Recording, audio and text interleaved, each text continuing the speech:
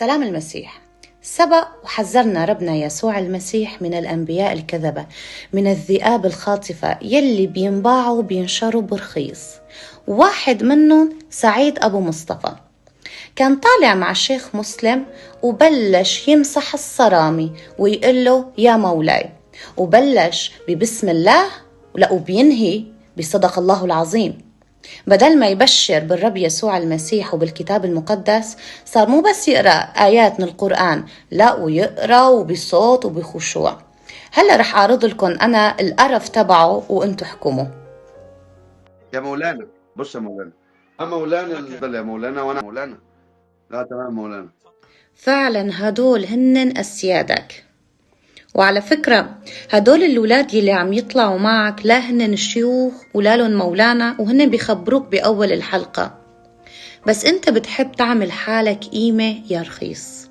أسأل الله أن تكون سببا في أن يجعلني الله على الهدى هدايتي، وكما قال رسول الله فرق معاه قد إيه وهيكون سببا في هدايتي. العابر ما محتاج حدا يهديه، لأنه لا الطريق اللي هو الرب يسوع المسيح فقط. إلى ربهم مرجعهم جميعا فينبئهم بما. ليكوا شوفوا الأدب والخشوع لما بيقعد بيقرأ بالقرآن، بس لما بحكي بالرب يسوع المسيح بيخلي السيجارة بإيده. أول حاجة بسم الله والحمد لله لعلهم يفقهون، صدق الله العظيم. وهلأ أنا رح أعرض لكم فيديو لما سعيد حاول يناقش مسلم بالكتاب المقدس، طلع جاهل وما بيفهم بشي.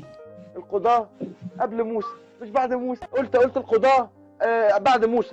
طيب أنا جبت لك الخريطة، القضاة قبل موسى مش بعد موسى. مثل ما شفتوا بالفيديو الأول قديش هو تبين رخيص إنه تعال اقنعني، تعال اشتريني أنا بقتنع، وبفيديو الثاني طلع جاهل وغبي ما بيفهم راسه من رجليه. يعني جيبوا طفل صغير واسألوا موسى قبل ولا القضاة، بيقولكم لا موسى. وهلأ أنا رح أنهي معكم بفيديو جهزت لك يا سعيد، كونك أنت بتغار من الأم ماجي خزام لأني هي أنثى ولأني هي بتعمل شعرة وبتحط مناكيرة وأنت ما بتقدر، يمكن إمكانياتك ما بتسمح لك. فحبيت أنا أعمل لك هدية صغيرة مكافأة للسانك القذر.